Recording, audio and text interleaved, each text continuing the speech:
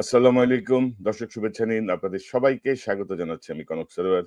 আজকের অনুষ্ঠানে দর্শক শিরোনাম দেখে বুঝতে পারছেন, একটি বহুল আলোচিত একটি বিষয় যেটি নিয়ে ব্যাপক আলোচনা চলছে চারিদিকে।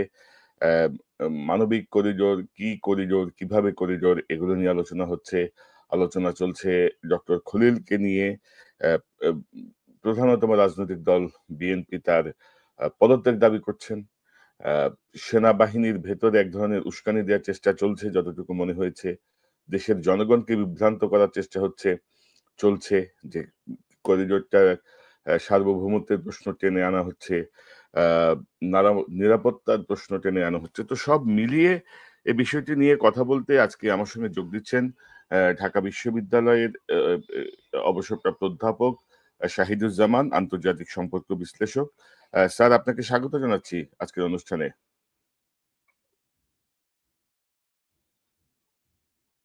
স্যার, জি জি। তো স্যার, এই যে আমরা যেটা আমি বলছিলাম যে ধরেন গত দুদিন আগে সেনাপ্রধান তার অ্যাড্রেসে, অফিসার এবং সৈনিকদের উদ্দেশ্যে তার অ্যাড্রেসে তিনি বলেছেন যে মানবিক করিডোরের মতো স্পর্শকাতর ও ঝুঁকিপূর্ণ সিদ্ধান্ত নেওয়ার এখতিয়ার বর্তমান সরকারের নেই বলে তিনি উল্লেখ করেন। তিনি বলেন, শুধুমাত্র একটি নির্বাচিত রাজনৈতিক সরকারই যথাযথ পদ্ধতি অনুসরণ পূর্বক এরূপ সিদ্ধান্ত নিতে পারে। তিনি আরো বলেন যে করিডোর বিষয়ে সরকার কি ভাবছেন বা জাতিকে একটি প্রক্সি ওয়ারের দিকে ঠেলে দেওয়া হচ্ছে কিনা, এ বিষয়ে সরকার স্পষ্টভাবে কিছুই জানাচ্ছেন না। অনুষ্ঠানের পরের অংশে এক অফিসারের প্রশ্নের উত্তরে তিনি স্পষ্টভাবে বলেন, there will be no corridor. অথচ এই সেনা অ্যাড্রেসের আগের দিন তিন বাহিনী প্রধান ডক্টর ইউনুস এবং ডক্টর খলিল, এদের মধ্যে কিন্তু এক দীর্ঘ সময় একটা বৈঠক হয়েছে যমুনায়, এবং সেখানে কিন্তু সেনাপ্রধান সহ তিন বাহিনীর প্রধান এক ধরনের অ্যালাইন হয়েছিলেন যে ওকে ফাইন, আমরা এই বিষয়গুলো নিয়ে এভাবে আমরা আগাবো। কিন্তু পরের দিনই উনি টোটাল মানে রিভার্স একটা ভূমিকায় গেলেন যে করিডোর দিয়ে দেশ বিপন্ন হয়ে যাচ্ছে। আর পাশাপাশি স্যার, এটাও ঠিক যে এই মানবিক করিডোরের তো আসলে এখনো কোনো সুনির্দিষ্ট ঘোষণা আসে নাই, কিন্তু তহিদ হোসেন সাহেবের একটা বক্তব্যকে কেন্দ্র করে আসলে বিষয়টা একটা এতটুকু ঘোট পাকানো হলো। বাট আপনার কাছ থেকে একটু জানি, এই যে এক ধরনের বিভ্রান্তি ছড়ানো, সেনাবাহিনীর ভেতরে এক ধরনের উস্কানি দেওয়ার চেষ্টা, স্বাধীনতা, সার্বভৌমত্ব, সব মিলিয়ে স্যার আপনার বিশ্লেষণটাকে আপনি কিভাবে দেখেন এই মানবিক করিডোর এবং সামগ্রিক যে চলমান বিষয়টা? ধন্যবাদ কনক। বিষয়টা খুবই গুরুত্বপূর্ণ এবং বাংলাদেশের অস্তিত্ব অস্তিত্ব সংক্রান্ত বিষয়ের সাথেই রিলেটেড, এবং ব্যাপারটা আমাদের পররাষ্ট্রনীতির ক্ষেত্রে বোধহয় গত 50 বছরে অত্যন্ত মানে টার্নিং পয়েন্ট বলা যায়, ওয়াটারশেড। এটা এত অভূতপূর্ব কূটনৈতিক ইনিশিয়েটিভ যে আমি একজন আন্তর্জাতিক সম্পর্কের অধ্যাপক হিসেবে দীর্ঘ 50 বছর ধরে পড়াশোনা করে আসছি, 40 বছরের বেশি অধ্যাপনাও করেছি। আমি খলিলকে চিনিও না, এটুকু জানি যে সে আমাদের ব্যাচের সাথেই বিসিএস পরীক্ষায় প্রথম হয়েছিল এবং অর্থনীতি বিষয়ে তার ঢাকা বিশ্ববিদ্যালয় থেকে অনার্স মাস্টার্স দুটোতেই প্রথম শ্রেণীতে প্রথম হয়েছিল। তার যে অসাধারণ মেধা এবং অসাধারণ অর্জন, জাতিসংঘে প্রতিটি পদে সর্বোচ্চ পদে গিয়েছে এবং বাংলাদেশকে বিভিন্ন সময় বিভিন্ন জায়গায় রিপ্রেজেন্ট করেছে। আমি যত বেশি দেখেছি তার পরিচিতি, তার অবদান এবং জাতিসংঘের সাথে, ততই আমি মুগ্ধ হয়েছি। অথচ ভদ্রলোককে কিন্তু আমি জানি না, কিন্তু অ্যাজ অ্যান একাডেমিক, আমি একজন শিক্ষাবিদ হিসাবে এবং পররাষ্ট্র নীতি নিরাপত্তা বিষয়ে শিক্ষাবিদ হিসাবে এটা আমার দায়িত্ব, আমার ধর্মিক দায়িত্ব বলতে পারো, যে আমার নিজের দেশের স্বার্থে তার এই যে পররাষ্ট্র নীতি ও নিরাপত্তার পদচারণা বিষয়গুলো এবং তার যে এক্সপ্রেশনস গুলো আমি দেখলাম নিউজ কনফারেন্সে, তা থেকে আমার মনে হয় আমার একেবারেই নৈতিক দায়িত্ব এটা তুলে ধরা, যে আমি সত্যি বিস্ময়ে বিমূঢ় হয়ে গিয়েছি যে কোথায় করিডোর একটা উদ্ভট ধারণা, যেটা নিয়ে সেনাবাহিনী প্রধান কেন তার দরবারে এই প্রসঙ্গ উত্থাপন করলেন। এবং এটা আমার কাছে অবিশ্বাস্য মনে হয় যে একজন সেনাবাহিনী প্রধান হয়ে তিনি কি জানতেন না তার আগের দিন যদি তার দেখা হয়ে থাকে খলিলুর রহমানের সাথে, তার মানে তিনি সম্পূর্ণভাবে ব্রিফড হয়েছেন। এবং এটা আগে বারবার বলা হয়েছে যে খলিলুর রহমান নিজে বলেছে যে করিডোরের কোনো প্রসঙ্গই আসেনি, করিডোর এখানে মোটেও প্রযোজ্য নয়, কেননা করিডোরের যে কনসেপ্ট তিনি আলোচনা করেছেন বাংলাদেশের সাথে মায়ানমারের, এই বাস্তবতায় কোনো করিডোরের ব্যাপারই আসে না। এবং উনি অত্যন্ত মানে দৃঢ় স্বরে বলেছেন যে এটা নিয়ে কোনো আলাপ হয়নি, হবেও না, এবং এটা অ্যাট অল আমাদের ইয়েতে নাই। এখন তাই যদি হয়ে থাকে তাহলে কোন যুক্তিতে এটা দরবার হলে সেনাপ্রধান এটাকে একটা ইমোশনাল এবং কি বলে আবেগপ্রবণ একটা ইস্যু হিসাবে তিনি দাঁড় করালেন, আমার কাছে বোধগম্য নাই। এই যে পজিশন সেনাবাহিনী প্রধান, এই পজিশনের প্রতি সম্মান রেখে এবং অত্যন্ত একটা আশাবাদী অবস্থানের থেকে আমি বলতে চাই যে এই বিষয়টা তো তার সেখানে এক্সপ্লেন করা উচিত ছিল। একজন সেনাবাহিনী প্রধান নিশ্চয়ই অবগত থাকবেন যে খলিলুর রহমানের উপরে কত বড় একটা সেন্সিটিভ অস্তিত্বজনিত দায়িত্ব। এটা আমি একটু এক্সপ্লেন করি যে কেন খলিলুর রহমানের এই নিরাপত্তা উপদেষ্টার পদ এত গুরুত্বপূর্ণ এবং ভারতের জন্য এটা এত স্পর্শকাতরই শুধু নয়, ভারত কেন আন্তরিকভাবে প্রচন্ড উদ্বেগের সাথে তার অপসারণ দাবি করে, তাকে সরাতে চায়। এবং এই যে অজিত দোভাল ব্যাংককে তার সাথে যে দেখা হলো, তারপর থেকে ভারতীয় নিরাপত্তা উপদেষ্টার দৃষ্টিভঙ্গি খলিলুর রহমানের প্রতি ইটস ওয়ান অফ সারপ্রাইজ। এবং একই সাথে তাদের যে পররাষ্ট্র মন্ত্রীর যে উপাখ্যান থেকে বোঝা যায় যে he is respected as an outstanding diplomat. কেন আমি বিষয়টা বলি যে দেখেন, বাংলাদেশ তো দীর্ঘ 16 বছর একেবারে গুটিয়েছিল।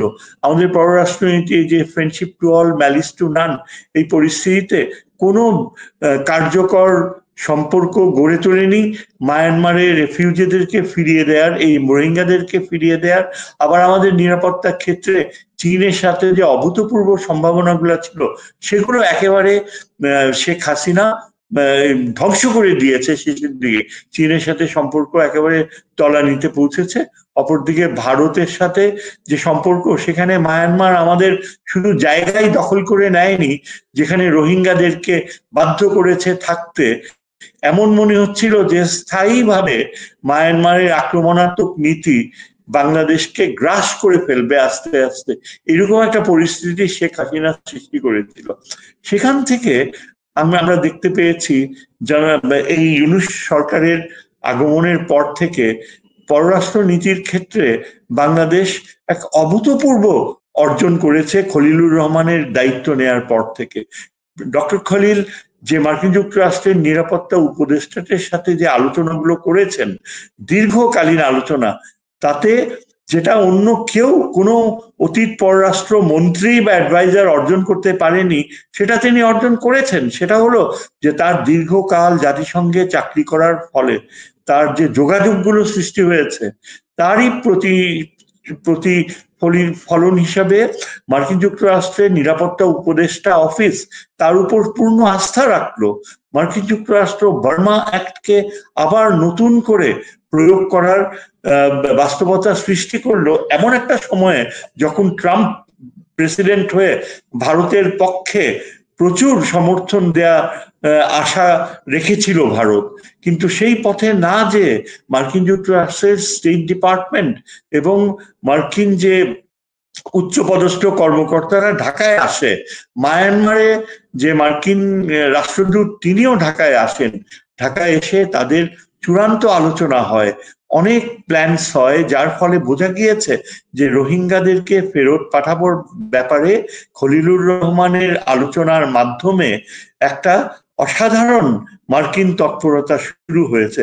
এবং চিন্তা করেন, এটা এমন একটা সময়ে, এই যেটাকে আমরা ইংরেজিতে বলি Khalil could pull the Trump card, এমন একটা সময়ে যখন কিনা মার্কিন যুক্তরাষ্ট্র বাংলাদেশকে ভাতছড়না করতে পারত, যখন কিনা ভারতের প্ররোচনায় মার্কিন যুক্তরাষ্ট্র বাংলাদেশকে কোণঠাসা করতে পারত, সেটা না করে যখন আমরা দেখতে পাই ইউনূস সাহেব চীন সফর করে চীনের সাথে বাংলাদেশের সম্পর্ককে এক প্রচন্ড উচ্চতর মাত্রায় নিয়ে গেল, সেখানেও খলিলুর রহমানের ব্যাপক অংশগ্রহণ ছিল। তিনি আলোচনাগুলা করেছেন, তিনি কূটনৈতিক প্রক্রিয়াগুলা পরিচালনা করেছিলেন, যার ফলে এর আগে চীনের যে নেতৃস্থানীয় ব্যক্তিরা তাকেই ধরে নিয়েছে একজন মানে ম্যান টু ম্যান ডিপ্লোমেসি চালাবার জন্য। যে কারণে প্রথমত চীনের সরকার বাংলাদেশকে আশ্বস্ত করলো যে বাংলাদেশের সোভরেইনটি, সার্বভৌমত্ব যদি কখনো হুমকির মুখে পড়ে চীন তার পাশে দাঁড়াবে। চিন্তা করেন, এই ধরনের শক্তিশালী কমিটমেন্ট শুধুমাত্র চীন একটা মিত্র দেশকেই দেয়, এমন মিত্র যার জন্য সে যুদ্ধে দাঁড়াবে পাশে। সেই মিত্রতা খুব কম দেশের সাথেই চীনের রয়েছে এবং সেই লিস্টে বাংলাদেশ ইনক্লুডেড হয়েছে। চীনের এই ঘোষণার পরে আপনি চিন্তা করে দেখেন যে খলিলুর রহমান মার্কিন যুক্তরাষ্ট্রকে ডিল করেছে, মার্কিন নেতৃত্বকে একটা বড় অংশ স্টেট ডিপার্টমেন্টের ঢাকায় এনে এমন একটা প্রক্রিয়া শুরু করেছে যেখানে তিনি মিডিয়াকে যতদূর জানিয়েছেন, যদিও এখানে একটা গোপনীয়তা থাকার কথা এই ধরনের সেন্সিটিভ সামরিক বিষয়ে, কিন্তু তারপরও খলিলুর রহমান সাহেব মিডিয়াকে প্রাণান্তর চেষ্টা করে তুলে ধরেছেন যে আমাদের সাথে এমন একটা সম্পর্কের উদ্বেগ হয়েছে যে যেখানে জাতিসংঘ আমাদের উপরে যে আস্থা রেখেছে মায়ানমারে খাদ্যশস্য পৌঁছে দেবার, সেটাই শুধু ঘটছে না, আমরা এমন একটা পরিস্থিতির দিকে যাব এবং আরাকান আর্মির সাথে ভবিষ্যতে এমন একটা সম্পর্ক গড়ে উঠবে যার ফলে আরাকান আর্মি ও মায়ানমারের যারা এখন আরাকানে রয়েছে কর্তৃত্বে, তারা সসম্মানে রোহিঙ্গাদেরকে ফেরত নিয়ে যাবে। এবং এই আরাকান আর্মি থেকে এই ধরনের যে চিন্তাধারা আগে কি কখনো প্রত্যাশা করেছিলাম? কয়েক মাস আগেও কিন্তু মায়ানমারে তো গৃহযুদ্ধ চলছিল আর আরাকান আর্মি অত্যন্ত কি বলে রোহিঙ্গাদের ব্যাপারে একেবারে ডিসইন্টারেস্টেড ছিল। সেই আরাকান আর্মি এখন তারা এই যে বাংলাদেশের উপর নির্ভরশীলতার বাস্তবতা, সেখানে তারা দেখতে পেয়েছে যে বাংলাদেশের সাথে নির্ভরযোগ্য সম্পর্ক ছাড়া আরাকান আর্মি কোনো বৈধতা পাবে না আন্তর্জাতিক জগতে। জাতিসংঘের সেক্রেটারি জেনারেল আরাকান আর্মির সাথে যোগাযোগ করার যে প্রস্তাব বাংলাদেশকে রেখেছে, এর মাধ্যমে আরাকান আর্মি কিন্তু জাতিসংঘের স্বীকৃতি পেতে যাচ্ছে। খলিলুর রহমান এমন একটা পরিস্থিতি সৃষ্টি করেছে যে আরাকান আর্মির অস্তিত্ব, ভবিষ্যৎ এবং নিয়ন্ত্রণ করা সম্পূর্ণ ভেস্তে যেতে পারে যদি সেখানে, যেটা টাটমাডা করেছে, ফেমিন কন্ডিশনস যদি প্রিভেইল করতো। এবং এই ফেমিন কন্ডিশনস এখন যদি এভাবে প্রিভেইল করে তাহলে রাখাইন জনগোষ্ঠী একটা নির্মম বাস্তবতায় পড়বে। এবং টাটমাডাও যে প্ল্যান করেছে আইসোলেট করে আরাকান আর্মিকে না খাইয়ে রাখাইন পপুলেশনকে মারবে, এই যে জেনোসাইডাল প্ল্যান, এটা বাস্তবায়িত হলে আরাকান আর্মি কোথায় যাবে? সেই পরিস্থিতি থেকে খলিলুর রহমানের আশ্বাসে আরাকান আর্মি একটা নির্দিষ্ট অ্যাটিটিউড ডেভেলপ করেছে, যার ফলে বাংলাদেশ আশা করতে পারে যে জাতিসংঘের সাহায্য প্রক্রিয়ার ফলে এবং ভবিষ্যতে জাতিসংঘের অন্যান্য সহযোগিতার ফলে এবং পাশাপাশি মার্কিন যুক্তরাষ্ট্রের বার্মা অ্যাক্ট প্রয়োগের মাধ্যমে আরাকান আর্মি বাংলাদেশের উপর এতখানি নির্ভরশীল হবে যে শুধু তারা রোহিঙ্গাদেরকেই ফেরত নেবে না, বাংলাদেশের সাথে তারা তাদের যে সমুদ্র সীমা, তাদের যে ভৌগোলিক ভূরাজনৈতিক অবস্থান, তার সিংহভাগ তারা শেয়ার করবে বাংলাদেশের সাথে। এই জিনিসগুলা আমি একজন এই জিওপলিটিক্সের অধ্যাপক হিসাবে এই জিনিসগুলো আমি দেখতে পাচ্ছিলাম এবং প্রচন্ড আবেগের সাথে খলিলুর রহমানের সাকসেসের জন্য আমি অপেক্ষা করছিলাম যে এটা এগিয়ে যাবে। কিন্তু আমি হতাশ হয়ে গেলাম যে যেখানে সেনাবাহিনী প্রধান খুব ভালো করেই জানেন যে এখানে করিডোরের কোনো ব্যাপারই নেই, যেখানে তিনি তার যে জিওসি রয়েছেন রামুতে, তার সাথে তার পূর্ণ যোগাযোগ রয়েছে এবং নিশ্চয়ই জিওসি যতখানি রোল প্লে করছে, এই যে মার্কিন বাহিনী যদি সেখানে কোনো কিছু করে থাকে সেটা সম্পর্কে সেনাবাহিনী প্রধান সম্পূর্ণ অবগত এবং এই কার্যক্রম অলরেডি অনেক দূর এগিয়ে যাচ্ছে। আমরা তো যতদূর জানি আনঅফিসিয়ালি যে মার্কিন বাহিনী বাংলাদেশে একটা ওই অঞ্চলে একটা যে সহযোগিতার পথে এসেছে, এটা কিন্তু ভারতীয় টেলিভিশনও বারবার বলছে। সেখানে হয়তো অনেকটা কি বলে অ্যালিগেশন আনার ব্যাপার থাকতে পারে, কিন্তু এটা তো সত্যি যে আমাদের সেনাবাহিনী প্রধান পুরা সামরিক কার্যক্রমটা, জাতিসংঘ কার্যক্রমটা অবহিত। এবং আপনি যেটা বললেন ঠিক তার আগের দিনই কিন্তু খলিলুর রহমানের সাথে তিন বাহিনী প্রধানের সাক্ষাৎ হয়েছে, সম্পূর্ণ অবগত। এবং এটা খলিলুর রহমান মিডিয়াকে জানিয়েছে যে তার সাথে সেনাবাহিনী প্রধানের কোনো দূরত্ব নেই, তারা সম্পূর্ণ একটা একাত্মতা এবং অত্যন্ত আন্তরিকতার সাথে এই রোহিঙ্গা আরাকানের এই বিষয়টা ডিল করছে। সুতরাং এই প্রেক্ষাপট যদি আমরা ধরে নেই এবং এই ব্যাপারটার গুরুত্ব যদি আমরা অনুভব করি। জি বলেন। একটা বিষয় আমি অ্যাড করতে চাই যে করিডোর এবং মানবিক corridor, what is the difference between this? মানে করিডোর কি, মানবিক করিডোর কি? মানে মানে এটা নিয়ে কিন্তু আরেকটা ঘট পাকানোর চেষ্টা চলছে যে মানবিক করিডোরের নামে অস্ত্র যাবে, এই হবে সেই হবে, এরকম একটা প্রপাগান্ডা কিন্তু আছে। দেখেন, এখানে মানবিক বলেন আর শুধু করিডোর বলেন, এখানে none of it is relevant. এখানে তার কোনো প্রাসঙ্গিকতাই নেই। কেননা খলিলুর রহমান সাহেব এটা ক্ল্যারিফাই করেছেন যে পররাষ্ট্র উপদেষ্টা করিডোর শব্দটা উচ্চারণ করার সাথে সাথেই তিনি আবার সেটা উইথড্র করে নিয়েছেন। এটা সেদিন খলিলুর রহমান সরাসরি মিডিয়াকে বলেছে। এর অর্থটা কি? এবং তিনি বারংবার এমফেসিস দিয়ে বলেছে যে করিডোর হচ্ছে যুদ্ধকালীন সময়ে একটা প্রক্রিয়া যেখানে যে বাহিনী এফেক্টেড হচ্ছে তাদের তাদেরকে সরঞ্জাম প্রোভাইড করা হয়। এবং ওই টার্মটা এই মায়ানমার বাংলাদেশের বেলায় একদম কোনোভাবেই অ্যাপ্লিকেবল হয় না। আর হিউম্যান করিডোর আপনি যেটা জানতে চেয়েছেন, তার ইমপ্লিকেশন হচ্ছে যে একটা বিধ্বস্ত জাতিগোষ্ঠী, বিধ্বস্ত জনগোষ্ঠী যখন খাদ্যাভাব বা চরম নির্মমতার শিকার হয়ে তারা মৃত্যুবরণ করছে, বা যেখানে রেশিয়াল ক্লিনজিং, অ্যাপার্থাইডের মতো বাস্তবতায়, যেখানে একেবারে জেনোসাইডের মতো অবস্থা, সেখানে যদি মানবিক সাহায্য পৌঁছে দেয়া হয় সেটাকে আমরা হিউম্যান করিডোর বলি। আর শুধু করিডোর বলতে বোঝায় যে, যেটা আমি কিছুক্ষণ আগে বললাম, যে একটা যুদ্ধকালীন সময়ের যোগাযোগ প্রক্রিয়া। এখন বাস্তবতা হচ্ছে এই যে সেনাবাহিনী প্রধান খুব ভালো করেই জানেন যে আমাদের এই বেলায় তিনি সরাসরি অংশগ্রহণ করেছেন তার জিওসির মাধ্যমে। তিনি নিজেই তিনি কিভাবে তার দরবারে এটা বলতে পারলেন যে আমরা কিছু জানি না, আমাদেরকে না জানিয়ে এসব করা হচ্ছে করিডোর প্রশ্নে? আমি এটার উদ্দেশ্য কি? এখন যেটা আমি বুঝতে পারি, এখানে there will be no corridor. She is throwing something out of the blue. এবং একটা দায়িত্বশীল সেনাবাহিনী প্রধান এই কথা কিভাবে বলতে পারে? এখন আমি একজন আন্তর্জাতিক নিরাপত্তার ছাত্র হিসাবে প্রশ্ন করতে পারি যে তার ইন্টেনশনটা কি?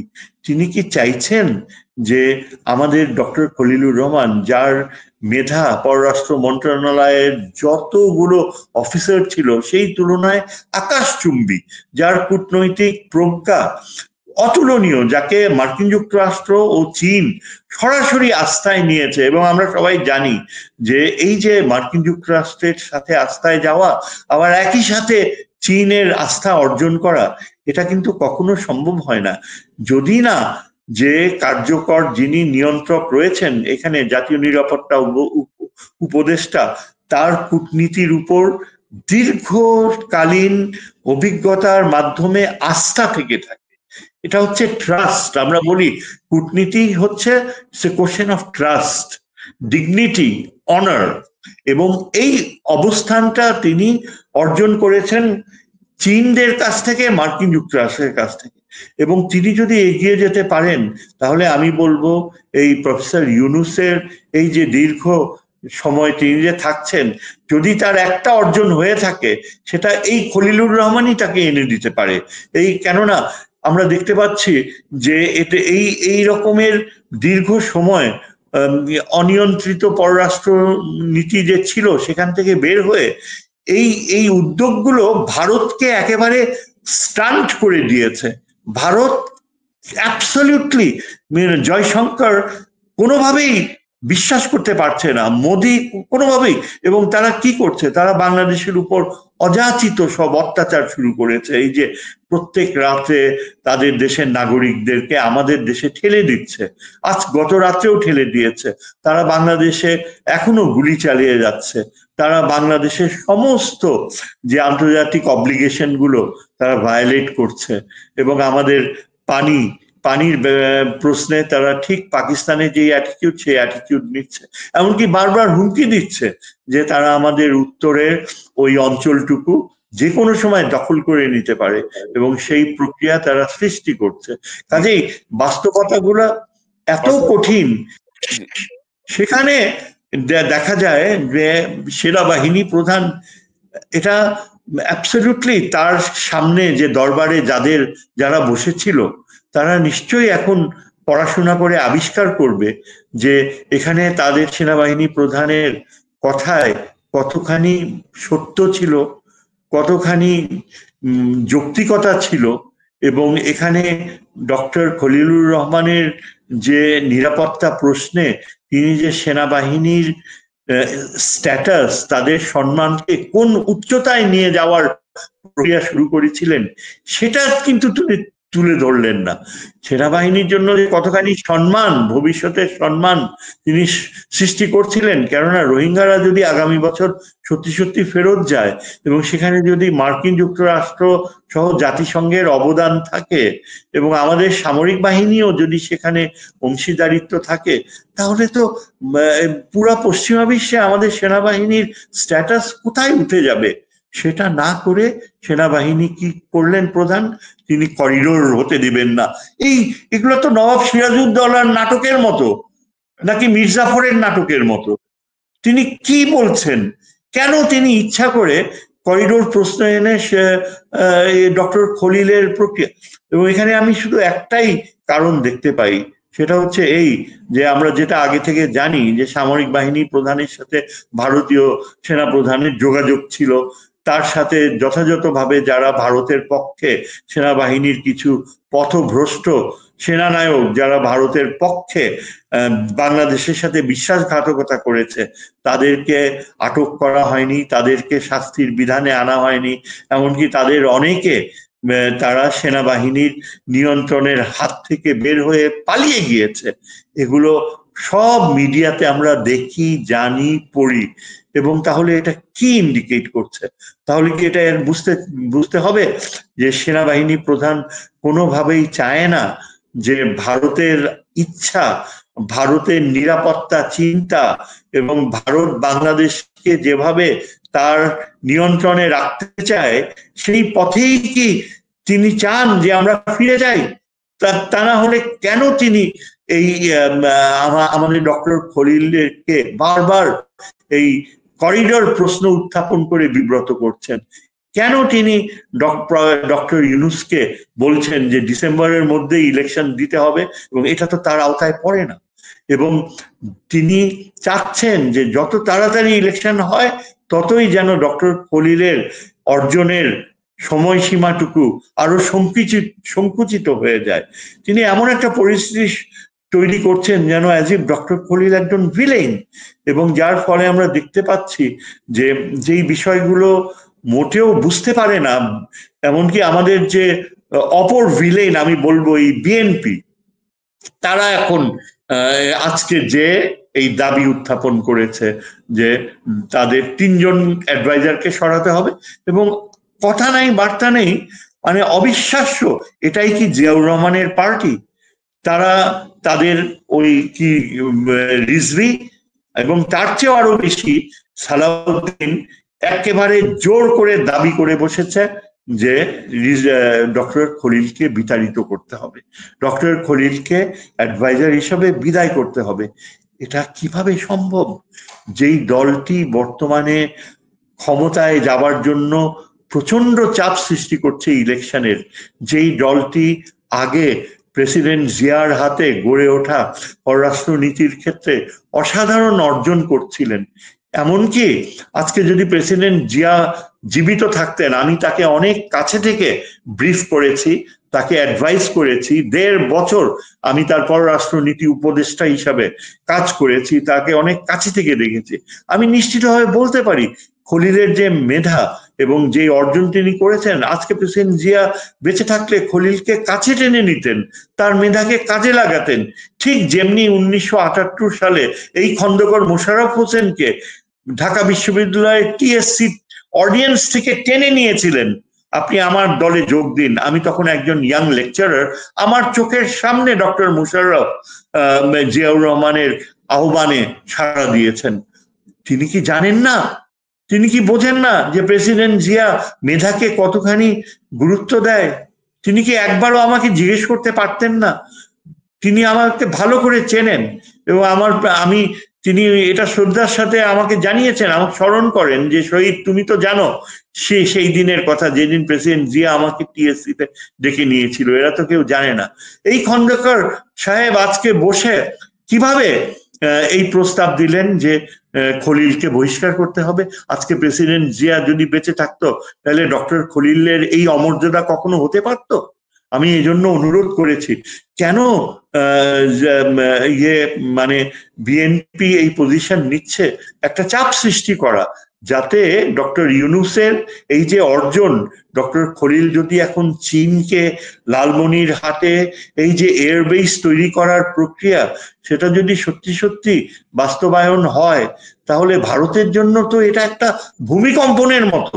ভারত সেখানে কাছেই তার বাগডোগরা ও হাসিমারা এয়ারবেসে অত্যন্ত উচ্চমানের মিসাইল ও বিমান প্রয়োগ করেছে। বাংলাদেশের জন্য এটা একটা নিরাপত্তা হুমকি। সেখানে আমরা যদি আমাদের লালমনিরহাটে আজকে চীনকে আমন্ত্রণ জানাই, সেটা সম্ভব হবে শুধুমাত্র ডক্টর ইউনূসের সম্মতি এবং ডক্টর খলিলের কূটনৈতিক কার্যকলাপ। সেই প্রক্রিয়াটাকে ভারত চায় ধ্বংস করে দিতে, ভারত চায় যেন সেটা না হয়। আজকে বিএনপি ও কি সেই একই পথে যাবে? বিএনপি মনে করছে যে ডক্টর খলিল যদি চীনের সাথে এই সম্পর্কের ক্ষেত্রে অর্জন, আবার একই সাথে আমেরিকার সাথে রোহিঙ্গাদের ফেরত পাঠানোর কূটনৈতিক প্রক্রিয়া অর্জন করে, তাহলে ডক্টর খলিল হয়তোবা প্রফেসর ইউনূস এতখানি জনসমর্থন পাবেন যে হয়তো জনগণ দাবি করে বসতে পারে যে ডক্টর ইউনূসই কন্টিনিউ করুক। এই ভয়, এই অত্যন্ত হীনমন্যতা, অত্যন্ত নিম্ন রুচির চিন্তা কাদের? এই যে এইসব মানুষ। মানে মূল জায়গাটা যদি আমি এক লাইনে সাম আপ করি, যে মানে মূলত ভারতের স্বার্থ বিঘ্নিত হবে বা ভারতের যে আধিপত্য এই অঞ্চলে, বিশেষ করে বাংলাদেশের উপরে ভারতের আধিপত্য শূন্যের কোঠায় নেমে আসবে। এই জায়গাটার কারণেই আসলে ভারত সরাসরি কিছু করতে পারছে না, কারণ এখানে ইইউ যুক্ত, জাতিসংঘ যুক্ত, আমেরিকা যুক্ত। তো তারা এখন সওয়াল হয়েছে আমাদের কিছু সেনাপ্রধান সহ কিছু গুটি করে অফিসার এবং প্রধানতম রাজনৈতিক দল বিএনপির কিছু নেতার উপরে। তো আমি স্যার দুটা প্রশ্ন আপনাকে একটু করতে চাই পাশাপাশি। একটা হচ্ছে, ডক্টর খলিল নিরাপত্তা উপদেষ্টার পদ পাওয়ার পরেই আসলে মূলত তার সঙ্গে এনিমিটিটা শুরু হয়। আমরা দেখি যে পুরাতন অনেক গল্প কাহিনী দিয়ে তাকে বিব্রত করার চেষ্টা হয়েছে, নানা রকম ঘটনা ঘটেছে।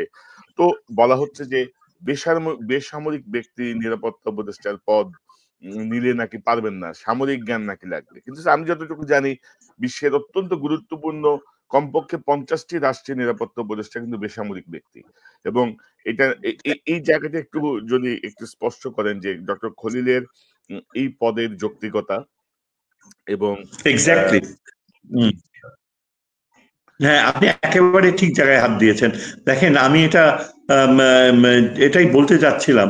দেখেন, ডক্টর খলিল এই যে বেসামরিক ব্যক্তি হয়ে জাতীয় নিরাপত্তা উপদেষ্টা হয়েছেন, এটাই কিন্তু সভ্য জগতে প্র্যাকটিস।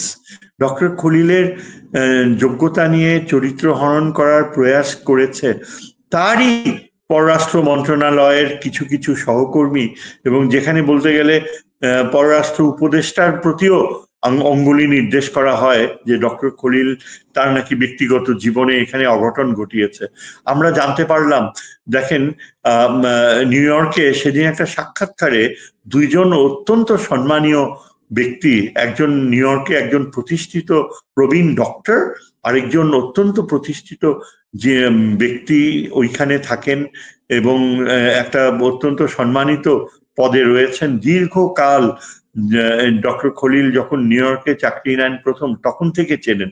তারা দুজনই কিন্তু একটা নিউ ইয়র্ক ভিত্তিক টেলিভিশন নেটওয়ার্কে বলেছে যে ডক্টর খলিল কোনো সময় তার চারিত্রিক দৃঢ়তা কম্প্রোমাইজ করেনি, এবং জাতিসংঘের যে তিনি উচ্চ পদে গিয়েছেন একটার পর একটা, সেখানে তার ব্যক্তিগত জীবনের সব খুঁটিনাটি দেখা হয়েছে, সমস্ত কিছু চেক আপ করা হয়েছে। এবং যেই ডাক্তার সাহেব বলছিলেন তার ভেতরে যে কতখানি শক্তিশালী আবেগ কাজ করছিলেন, তিনি বললেন যে ডক্টর খলিলকে, এবং ওই লয়ার ভদ্রলোক যিনি ডক্টর খলিলকে চেনেন বললো যে আমি দীর্ঘ 30 বছর থেকে ডক্টর খলিলকে দেখে আসছি, তিনি একের পর এক জাতিসংঘের অত্যন্ত গুরুত্বপূর্ণ পদে বাংলাদেশের প্রতিনিধিত্ব করেছেন। তিনি তো বাংলাদেশের চাকরি ছেড়ে কোথাও যায়নি, এবং আরেকটা বড় কথা হচ্ছে তিনি অল থ্রু বাংলাদেশের পাসপোর্ট হোল্ডার ছিলেন।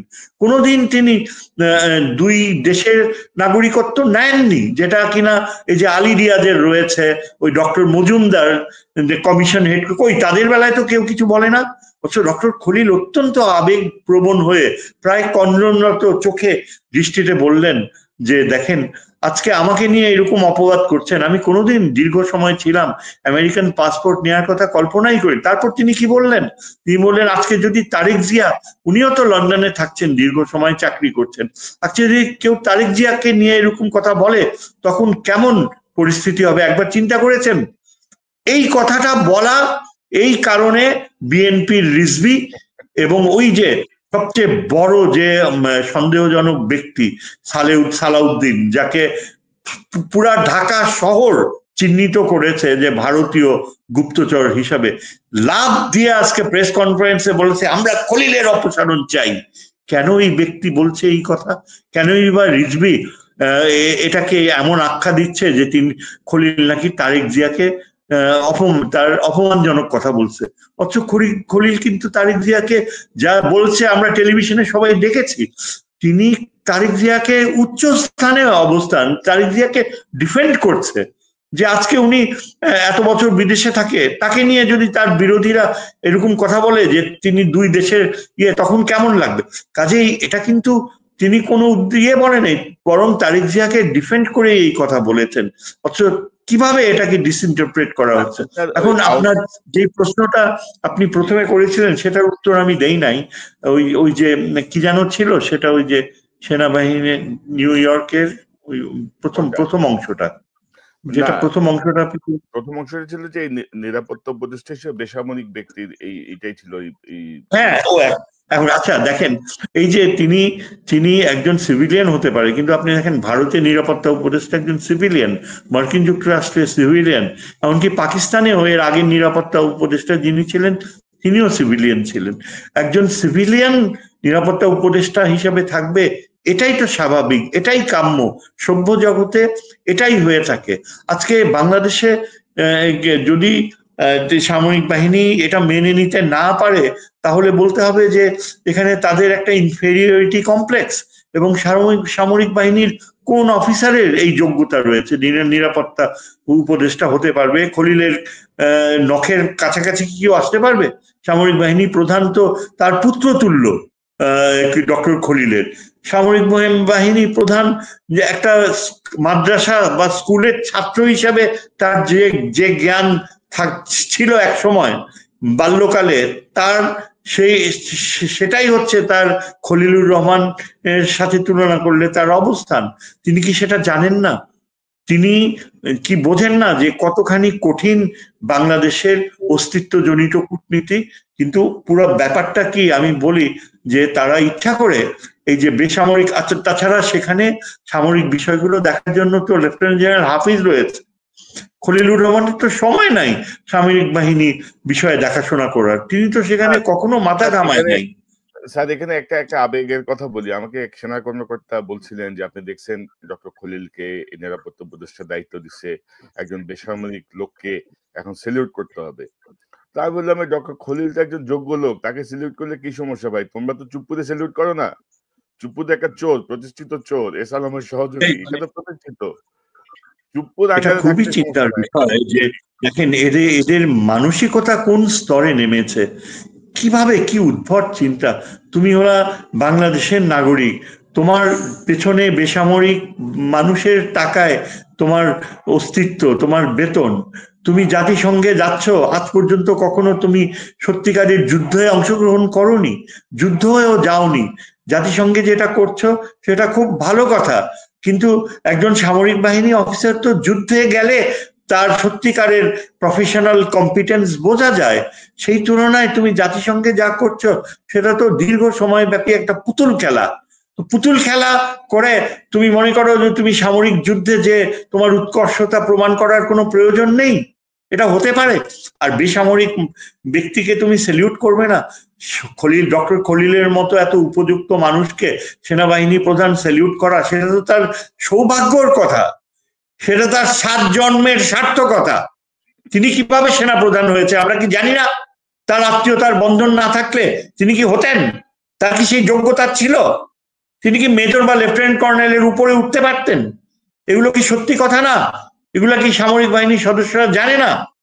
কেন সেই আমি তো মনে করি এখানে আসল ব্যাপারটা হচ্ছে যে principal staff officer lieutenant general Kamrul, তিনি সামরিক যে সম্পর্ক এবং পাকিস্তানের সাথে চীনের সাথে যে সামরিক সম্পর্কগুলো গড়ার পেছনে তার অবদান রয়েছে, তিনি পাকিস্তানের যে সামরিক বিষয়ে আলোচনা করে এসছেন, খলিলুর রহমানের সাথে তার একটা যোগাযোগ হয়েছে, কমিউনিকেশন হয়েছে, সামরিক বিষয়গুলো আলোচনা করেছেন এবং এই বিষয়টাকেই মানে তার চক্ষুশূল হয়ে দাঁড়িয়েছে। শোনা যাচ্ছিল যে হয়তো লেফটেন্যান্ট জেনারেল কামরুলকে সেনা প্রধান করা হবে এবং এই আতঙ্কে এখন লেফটেন্যান্ট জেনারেল কামরুলকেও সরিয়ে দেওয়া হবে আর ডক্টর খলিলুর রহমানকে ডেমোনাইজ করতে হবে।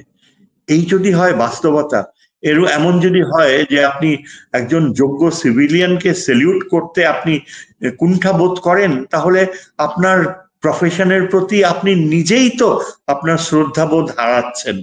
আপনি কি জানেন না উন্নত বিশ্ব, এমনকি এই যে পার্শ্ববর্তী ভারতে একটা সেক্রেটারি, একটা ডিফেন্সের ডেপুটি সেক্রেটারিকেও সেনাবাহিনী প্রধান স্যালিউট করে, বাইরে ওয়েটিং রুমে ওয়েট করে তাকে দেখা করার জন্য? আপনি কি জানেন না যে মার্কিন যুক্তরাষ্ট্রে অ্যাসিস্ট্যান্ট সেক্রেটারি অফ ডিফেন্সকেও সেনাবাহিনী প্রধান স্যালিউট করে? এগুলো কি আধুনিক বিশ্বের কার্যক্রম আপনি জানেন না? আপনাদের শেখাতে হবে। কোথায় গিয়েছে আপনাদের লার্নিং? এগুলো সব ঘটেছে এই 16 বছরের এই যে হাসিনার প্রতি যে আনুগত্য এবং হাসিনা যে কিভাবে ধ্বংস করেছে। আজকে ডক্টর খলিল যেখানে তাকে অত্যন্ত সম্মানের সাথে সামরিক বাহিনীর এই দরবারে তাকে নিয়ে যাওয়া উচিত ছিল, তিনি বক্তৃতা দিতে পারতেন, তিনি তাদের বুঝিয়ে বলতে পারতেন, সেটা কিচ্ছুই করা হয়নি। সেটা না করে বরং এই যে তার স্ট্যাটাস, তিনি একজন সিভিলিয়ান, এই প্রশ্ন ওঠে। এই প্রশ্ন কিভাবে ওঠে, কেন ওঠে? তাহলে তো আমাদের কোনো দরকার নাই এখানে যদি সিভিলিয়ান। হ্যাঁ বলেন। এবং স্যার গত কয়েকদিনের যে মুভ, এই মুভে আমার সাথে যে একজনের সঙ্গে কথা হচ্ছিল এখানকার বিভিন্ন বিষয়ের সঙ্গে সংযুক্ত, তারা বলছিলেন যে সেনাবাহিনী প্রধানের বর্তমান যে মুভ বা রোহিঙ্গা ইস্যু, করিডোর ইস্যু বা অন্যান্য ইস্যু নিয়ে তার যে বক্তব্য, পাশাপাশি জাতিসংঘের তদন্তে তিনি অসহযোগিতা করেছেন, আবার এখন দোষ চাপাচ্ছেন সরকারের উপরে, এগুলো কিন্তু আমাদের শান্তিরক্ষী মিশনের উপরেও কিন্তু প্রভাব ফেলবে কিন্তু স্যার, যদি বেশি বাড়াবাড়ি হয়, যদি এমন যদি মনে হয়। আপনার কি মনে হয় স্যার? অ্যাবসলিউটলি, আপনি বুঝতেই পারবেন না।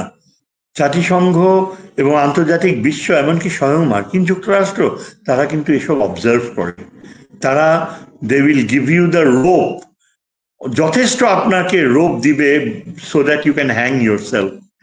কাজেই এইসব কার্যকলাপ, এই যে জাতিসংঘের যে উদ্যোগকে এইভাবে ইয়ে করা, প্রত্যাখ্যান করার মানসিকতা, এই যে আপনার এত ধ্বংস, এত গোলাগুলি, যে ওয়ার ক্রাইমস কমিটেড হয়েছে এবং সেনাবাহিনীর যেসব জেনারেলসরা এইসব খুনের সাথে সরাসরি যুক্ত ছিল। এবং আমরা এটাও জানি যে যথেষ্ট প্রমাণ রয়েছে ভারতের সামরিক বাহিনীর সদস্যরাও বাংলাদেশে ঢুকে তারা গোলাগুলি করেছে। পুরো বিষয়টা ভারতের অজিত দোভাল তারই নিয়ন্ত্রণে ছিল, এবং হাসিনাকে যে প্লেনে ফেরত পাঠানো হবে সেখানেও কিন্তু অজিত দোভালের সিদ্ধান্ত ছিল। এসব কিন্তু সব জানাজানি হয়েছে। এসব আন্তর্জাতিক ট্রাইব্যুনালে আসলে পুরো বিষয়টা আসবে, এবং তখন আপনি কোথায় পালাবেন? কাজে এইখানে এই যে আপনার সংশ্লিষ্টতা, এটা বাংলাদেশের সেনাবাহিনীর জন্য অত্যন্ত ক্ষতিকর, এবং এগুলো পূর্ণ বিচার হওয়া উচিত। আমি জানি আমাদের অত্যন্ত সাহসী মেধাবী যারা চাকরিচ্যুত হয়েছে অনেক অফিসার, তারা বিচার পাচ্ছে না। তাদের মধ্যে একজন হাসান নাসের, ব্রিগেডিয়ার হাসান নাসির চৌধুরী রয়েছেন। তিনি প্রচন্ড পরিশ্রম করছেন, বিভিন্ন সেমিনার করে জাতীয় নিরাপত্তা নীতি, ভবিষ্যতে সামরিক বাহিনীর যে যে প্রফেশনালিজম কিভাবে ড্র করা যায়, এবং কর্নেল হাসনাইন নামে অত্যন্ত সাহসী বীর বিক্রম একজন অফিসার, যাকে বরখাস্ত করা হয়েছে, যাকে এখনো চাকরিতে ফেরত দেওয়া হয়নি, এই রকমের অফিসার এবং আরো অনেক অবসরপ্রাপ্ত অফিসাররা মানে অত্যন্ত ক্রুদ্ধ হয়ে, অত্যন্ত নিরাশ হয়ে দেখছে যে কিভাবে আমাদের এই ডক্টর প্রফেসর ইউনূসের সময় এই ব্যর্থতা। আমি তো বলবো এটা প্রফেসর ইউনূসের ব্যর্থতা। তিনি কেন প্রথমেই উদ্যোগ নেননি? তিনি কি জানতেন না প্রথমে, যখন এটা জানাজানি হয়ে গেল যে বুকে পাথর বেঁধে সেনাবাহিনী প্রধান এটা এই প্রফেসর ইউনূসের অ্যাপয়েন্টমেন্টকে অ্যাকসেপ্ট করছে, তখনই তো তার কার্যকর পদক্ষেপ নেওয়া উচিত ছিল। তখনই এই জায়গাতে ডক্টর ইউনূসের উদাসীনতা আছে অথবা ওনার অবহেলা আছে। আমরা কিন্তু আপনি জানেন যে আমরা প্রথম থেকে কিন্তু এই বিষয়গুলো ওনার নলেজে বারবার আনার চেষ্টা করেছি। হয় উনি জানেন না, অথবা ওনাকে জানতে দেওয়া হয়নি, অথবা উনি উদাসীন ছিলেন, যার কনসিকুয়েন্সেস আমরা এখন ফেস করছি। আমরা স্যার আরেকটা প্রসঙ্গ দিয়ে অনুষ্ঠানটা শেষ করব, সেটি হচ্ছে যে আপনি যেটি বলছিলেন যে এই যে দেখেন চরিত্র হনন কিন্তু আওয়ামী লীগের একটা কালচার, কিন্তু চরিত্র হনন মানে আওয়ামী লীগের বিপক্ষে যে থাকে সবসময় তাকে মেলাইন করার জন্য চরিত্র হনন হয়েছে। আমাদের সশস্ত্র বাহিনীতে যত কর্মকর্তা চাকরিচ্যুত হয়েছেন বা যাকে যখন যেই মানে অপরাধী চাকরিচ্যুত করা হোক, সাথে কিন্তু একটা নারী ঘটিত বিষয় যুক্ত করে দেওয়া হয়েছে যেন সে এই বিষয়টা নিয়ে আর কোথাও কথা বলতে না পারে। ডক্টর খলিলের চরিত্র হননের চেষ্টা হয়েছে কিন্তু সেম তরিকায়, এবং একটা সহজ ব্যাখ্যা হচ্ছে 1/11 এর সময় যদি ডক্টর খলিল এরকম কোনো কিছুর সঙ্গে যুক্ত হন, পরবর্তী 16 বছর হাসিনা রেজিমকে তাকে ছেড়ে দিত। হাসিনা রেজিম এটা তাকে তো আরো মেলাইন করার চেষ্টা করতো। তখন তো 16 বছর তো সময় গেছে, তাই না? তো এখন ওই চরিত্র পুরান খেলায় যাচ্ছে। তো সব মিলিয়ে স্যার বাংলাদেশ কোন দিকে যাচ্ছে, বা এই যে সার্বিক যে পরিস্থিতি, ডক্টর ইউনূসের পদত্যাগের কথা, আবার সরে আসা, বাট স্যার আমি কিন্তু কিছু দাবির সাথে একমত রাজনৈতিক দলগুলোর, যে কিছু উপদেষ্টাকে অবশ্যই সরাতে হবে। মানে যে 23 জন তার মধ্যে মিনিমাম 15 জনকে ফেলে দিয়ে নতুন করে সাজাতে হবে, নাহলে ডক্টর ইউনূস তার অ্যাচিভমেন্টে যেতে পারবেন না। আপনার কাছ থেকে আমি একটু টোটাল একটা বিশ্লেষণ শুনে অনুষ্ঠান শেষ করবো। জি স্যার। আমি একেবারে আপনার সাথে একমত যে তার বেশ কিছু এই যে অ্যাডভাইজার্স যারা একেবারে পারফরমেন্স ভালো হয়নি তাদেরকে রিপ্লেস করা উচিত। এমনকি আমি তহিদ, আমার বিষয়ে যিনি পররাষ্ট্র উপদেষ্টা তহিদ হোসেনের বিষয়ে আমার মানে তার সীমাবদ্ধতা সম্পর্কে আমার যথেষ্ট সন্দেহ রয়েছে। আমি ঠিক জানি না, বুঝতেও পারি না কি গুণে তাকে এই পররাষ্ট্রনীতি উপদেষ্টা করা হলো, কার ইচ্ছায়, কারা এর পেছনে ছিল। তিনি তো ঠিক মতো আমাদের বিষয়গুলোও বোঝে না। আজকে যদি আপনি দেখেন ডক্টর খলিল যদি না থাকে, তাহলে অ্যাবসলিউটলি হুমড়ি খেয়ে পড়বে আমাদের পররাষ্ট্র নীতির ক্ষেত্রে। এই যে মার্কিন যুক্তরাষ্ট্র ও চীন যে ভূমিকা রাখছে, আমরা আমার পররাষ্ট্র নিরাপত্তায় যে অসাধারণ পরিবর্তন আসছে, এগুলো সব হুমড়ি খেয়ে পড়বে যদি আজকে ডক্টর খলিল, এই যে এরা দাবি করছে বিএনপি আর এই সেনাবাহিনী প্রধানের যে অ্যাটিটিউড, খলিলকে যদি বাধ্য করা হয় চলে যেতে, তাহলে আমাদের ভারত ভারত একদম সাথে সাথে এই সুযোগ নিয়ে ভারত আবার তার আধিপত্য গড়ে বসবে বাংলাদেশকে। এবং এই ব্যাপারে প্রফেসর ইউনূসের কোনো চিন্তা ভাবনা নাই, কিংবা তিনি এই ব্যাপারে একেবারেই অজ্ঞ। তিনি তো একজন অর্থনীতিবিদ, অর্থনীতির ক্ষেত্রে তিনি যথেষ্ট অর্জন করেছেন। বাংলাদেশে এখন বৈদেশিক যে রিজার্ভ খুবই ভালো, এমনকি বিদেশে যারা থাকছে তারা ওয়ার্নিং দিয়েছে, এবং এই ওয়ার্নিংটা এই বিএনপি ও সেনাবাহিনী প্রধানের দিকে অ্যাড্রেস করেই বলা হয়েছে, যদি ডক্টর প্রফেসর ইউনূসকে কোনোভাবে সরানো হয় তাহলে সম্পূর্ণ রেমিটেন্স বন্ধ হয়ে যাবে। তার মানে বাংলাদেশের অর্থনীতি মুখ থুবড়ে পড়বে। প্রফেসর ইউনূসের সাথে বা ডক্টর খলিলুর রহমানের সাথে এই যে আপনারা সহজভাবে এই আচরণ করছেন, একবার রিয়েলাইজ করেন, আপনারা কি পারবেন তখন অর্থনীতিকে ঠেকাতে? কোথায় যাবে তখন সামরিক বাহিনী প্রধানের এই ঔদ্ধত্য? তিনি কি জানেন? তিনি অর্থনীতি বোঝেন? তার শিক্ষাগত যোগ্যতা কতটুকু যে তিনি দাবি করছেন ডক্টর খলিলের বিষয় নিয়ে এই যে মিথ্যাচার করছেন? কাজেই রেমিটেন্স বন্ধ হয়ে যাওয়া আগামী দিনগুলোতে প্রফেসর ইউনূস যদি যে আস্থা রয়েছে পুরা পশ্চিমা বিশ্ব মুখ ঘুরিয়ে নিবে, এবং এটাই ভারত চায়। ভারত চাইছে যে যুক্তরাষ্ট্র সহ সারা পশ্চিমা বিশ্ব যেন ডক্টর খলিলকে সরিয়ে ফেলার ফলে বাংলাদেশটাকে মুখ ঘুরিয়ে নেয়, এখানে যেন অ্যানার্কি সৃষ্টি হয় এবং আমাদের সেনাবাহিনী যেন মুখ থুবড়ে পড়ে, এবং সেই সুযোগে ভারত বাংলাদেশে সোজা একটা ডিভিশন পাঠিয়ে দখল করে নেবে। এটা পুরোটাই একটা ষড়যন্ত্র। আজকে যদি ডক্টর খলিল বা আমাদের প্রফেসর ইউনূসকে রিজাইন করা হয় তাহলে ভারতের জন্য 6 মাসও সময় লাগবে না বাংলাদেশকে তার নিয়ন্ত্রণে নিয়ে আসতে। আবার সেই আগের মতো অজিত দোভাল এসে ঢাকায় সমস্ত কিছু বাতলে দেবে, এবং আমাদের পুরা অ্যাডমিনিস্ট্রেশন, অলরেডি অ্যাডমিনিস্ট্রেশনের ভিতরে প্রচুর মানে আওয়ামী পন্থীরা লুকিয়ে রয়েছে, তাদেরকে এখনো ক্লিন আপ করা হয়নি। আমাদের ইন্টেলিজেন্স সংস্থাগুলো এখনো নানাভাবে ডিস্টার্বড, কেননা এই সেনাবাহিনী প্রধানের কারণে রিফর্মস আনা হয়নি। ডক্টর ইউনূসের এটা একটা বড় ব্যর্থতা যে সেনাবাহিনী, সামরিক বাহিনীর রিফর্মসে তিনি হাত দেয়নি। এবং এই যে আমাদের আগেকার সেই সংবিধানে যে ধারা রয়েছে যেটা সামরিক বাহিনীর জন্য অত্যন্ত অপমানজনক, যে সামরিক বাহিনী কোনোভাবেই দেশে যদি গণতন্ত্রকে হত্যা করা হয় সেখানেও সামরিক বাহিনী কোনো রকম হস্তক্ষেপ করতে পারবে না, এইরকম ধারা হাসিনা অ্যামেন্ডমেন্ট দিয়ে করেছে। অথচ সেনাবাহিনী, সামরিক বাহিনী হচ্ছে সার্বভৌমত্বের প্রতীক। সামরিক বাহিনী হচ্ছে দেশের গর্ব।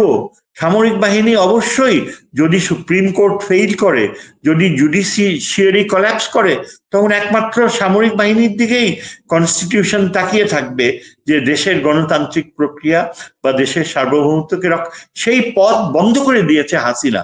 আজকে কনস্টিটিউশনে কেউ এটা নিয়ে কথা বলতেছে না। আজকে স্বয়ং সামরিক বাহিনীও এই বিষয়ে নিশ্চুপ।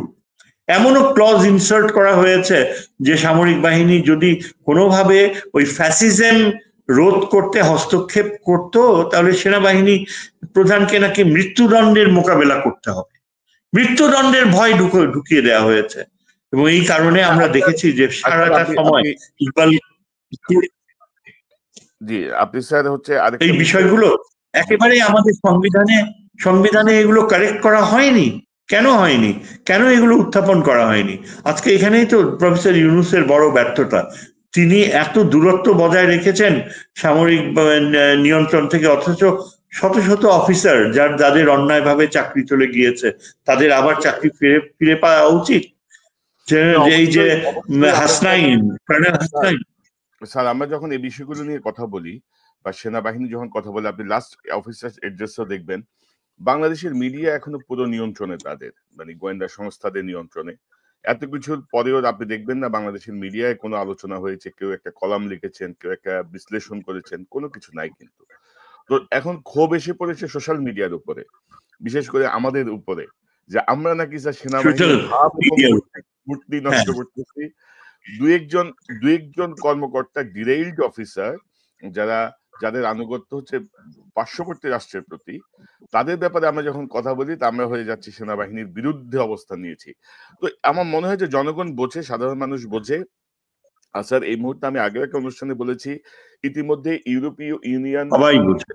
ইউরোপীয় ইউনিয়ন কিন্তু স্যার বলে দিয়েছে যে সংস্কার এবং করিডোরের ব্যাপারে তারা পজিটিভ, কিন্তু তাদের একদম ক্লিয়ার অবস্থান জানিয়েছে, মার্কিন যুক্তরাষ্ট্র জানিয়েছে, তো জাতিসংঘ জানিয়েছে।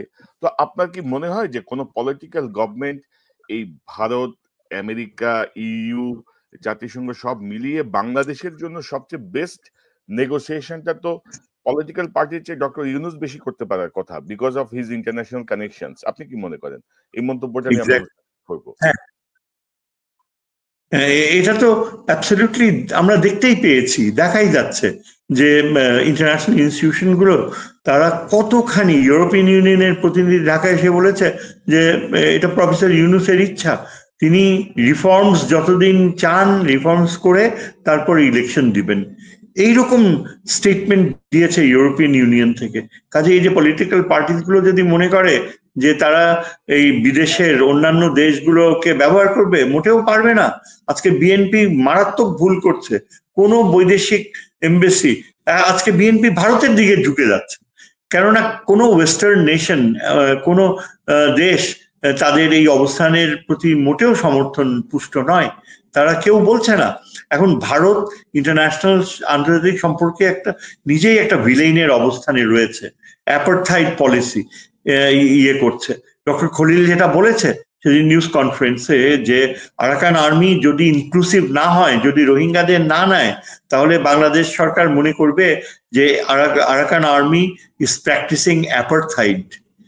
এইরকম অ্যাঙ্গেলে কেউ কি আগে বলতে পেরেছে? কার মেধা রয়েছে যে এইরকম ব্যাকফুটে ফেলতে পারবে আরাকান আর্মিকে? Arakan Army is practicing apartheid, এবং এই অ্যাপারথাইডের অপবাদ দেওয়ার কারণে সাথে সাথে আরাকান আর্মি এখন তাদের দৃষ্টিভঙ্গি পাল্টাতে বাধ্য হচ্ছে। এই বুদ্ধিটা, এই মেধা তো আমাদের বাংলাদেশের পররাষ্ট্র মন্ত্রণালয়ের কারো ছিল না, ভবিষ্যতে থাকবে কিনা সেটাও বলতে পারি না। কাজেই প্রফেসর ইউনূস, আপনি যেটা বললেন, তিনি এমন কিছু কিছু মানুষকে এনেছেন, সত্যি কথায় ডক্টর খলিলের মতো আরো অন্যান্যরা যারা, তারা কিন্তু অসাধারণ গ্রহণযোগ্যতা পেয়েছে পশ্চিমা বিশ্বে। তারা এই জাপান সহ পূর্বের দেশগুলোতেও অসাধারণ ইয়ে, কিন্তু অ্যাট দ্য সেম টাইম তার কিছু অ্যাডভাইজার রয়েছে যারা একেবারেই নিকৃষ্ট মানের। কাজেই অতি উচ্চমান আবার অতি নিম্নমান, দুটারই সংমিশ্রণ। তবে এটা ঠিক যে আমাদের সেনাবাহিনী, সামরিক বাহিনীকে কোনোভাবে বিতর্কিত করা যাবে না।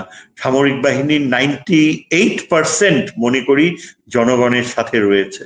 তারা বারবার প্রমাণ করেছে। অবসরপ্রাপ্ত সামরিক বাহিনীর অত্যন্ত যোগ্য মেধাবী যারা অবসরপ্রাপ্ত হয়েছেন, তারা বারবার বিভিন্ন মিটিংস, ফোরামসে যে তারা কনফার্ম করে যে আমরা সবসময় জনগণের পাশে ছিলাম, থাকবো। গুটি কয়েক ভারতীয় দালাল, এরা আমাদের সামরিক বাহিনীর সততা, যোগ্যতা, এটাকে ধ্বংস করতে চাচ্ছে, ভারতকে পথ করে দিতে চাচ্ছে। কাজেই এটা কিন্তু আজকে তাদেরই দায়িত্ব যে তাদের গৌরব তারা যেন বজায় রাখে, তারা যেন জনগণের সাথে থাকে।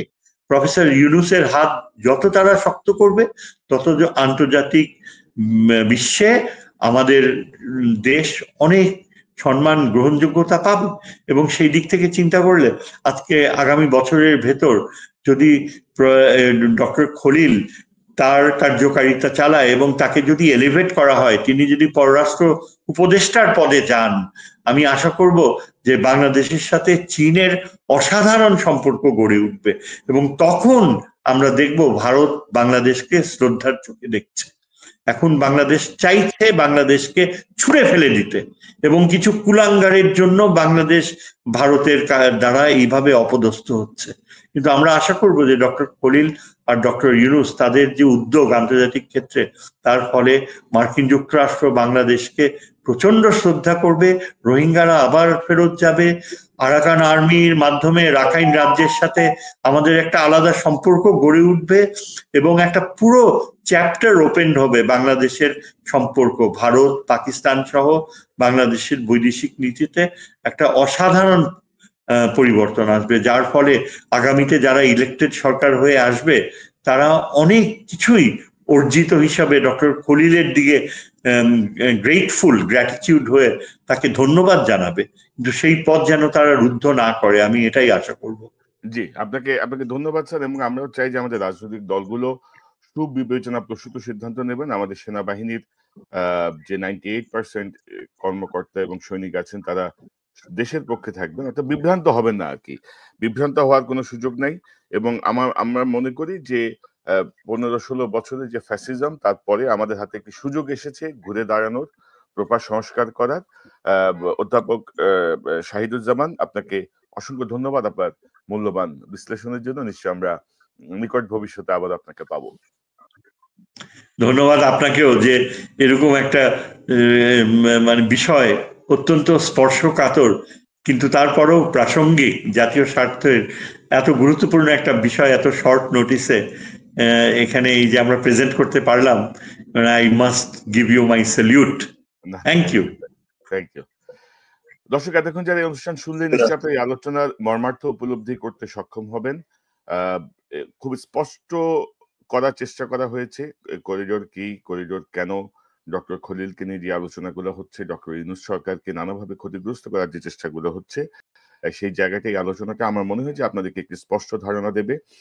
পাশাপাশি ডক্টর ইউনূসকে আমরা বলবো যে প্রায় 10 মাস হয়ে গেল, আপনি দয়া করে সেনাবাহিনী, সশস্ত্র বাহিনীর উপর আপনার কর্তৃত্ব প্রতিষ্ঠা করুন। হাসিনাপন্থী, ভারতপন্থী যারা এখনো বাংলাদেশকে ক্ষতিগ্রস্ত করার চেষ্টা করছে, তাদের উপর আপনার নিয়ন্ত্রণ প্রতিষ্ঠা করুন। গোয়েন্দা সংস্থাকে পরিবর্তন করুন। গোয়েন্দা সংস্থার প্রতিদিনের গোয়েন্দা রিপোর্ট যেন আপনার কাছে আসে, সেটি নিশ্চিত করুন। পাশাপাশি উপদেষ্টা পরিষদে ইতিমধ্যে জুনিয়র উপদেষ্টা থেকে শুরু করে যেসব অপদার্থ টাইপের উপদেষ্টারা আছেন, যাদের বিরুদ্ধে ইতিমধ্যে দুর্নীতির অভিযোগ উঠেছে, তাদেরকে আপনি উপদেষ্টা পরিষদ থেকে বহিষ্কার করুন। বিশেষ করে আমরা সাম্প্রতিক সময় দেখলাম উপদেষ্টা আসিফ মাহমুদের পিএস কে দুদক তলব করেছে, তার বিরুদ্ধে প্রায় 100 কোটি টাকার বেশি দুর্নীতির অভিযোগ আছে। তো পিএস কে ধরলে হবে না, যার স্বাক্ষরে এই দুর্নীতিগুলো হয়েছে তাকেও ধরতে হবে। অর্থাৎ নতুন দল পুরান দল বলে কোনো শব্দ নাই, ছাত্রদের দল বলেও কোনো শব্দ নাই। দুর্নীতি দুর্নীতি, এটার বিরুদ্ধে অবশ্যই আমাদের অবস্থান নিতে হবে। পাশাপাশি উপদেষ্টা পরিষদের ভেতরে কিন্তু ডক্টর ইউনূস আপনাকে ক্ষতিগ্রস্ত করার সকল উপাদান নিয়ে কমপক্ষে 10 থেকে 15 জন বসে আছেন, তাদেরকে বিদায় করুন। 111 এর সঙ্গে যুক্ত যেসব অপরাধী, তাদেরকে বিদায় করুন। না হলে কিন্তু সামনে সমূহ বিপদ। আমরা গত 10 মাস ধরে আপনাকে সহযোগিতা করার চেষ্টা করছি নানাভাবে। আপনি শুনেন বা না শুনেন, আমরা চেষ্টা করছি, এবং আপনার উপরে সামনের দিনগুলোতে চাপ আরো বাড়বে। অর্থাৎ আপনাকে যে দায়িত্ব দেয়া হয়েছে, বাংলাদেশের জনগণ আপনার উপর যে আস্থা রেখেছে, সেই আস্থা আপনাকে যথাযথভাবে পূরণ করতে হবে। এখানে কোনো আবেগের কোনো জায়গা নাই, এখানে কোনো ইফ নাই, বাট নাই, সবই ফুল স্টপ। এটা শেষ করেই আপনাকে যেতে হবে, এবং যথাযথভাবে যেতে হবে। আর বিএনপি যদি শুভবুদ্ধির উদয় হয়, আমার মনে হয় যে এটি দলের জন্য ভালো হবে, দেশের জন্য ভালো হবে।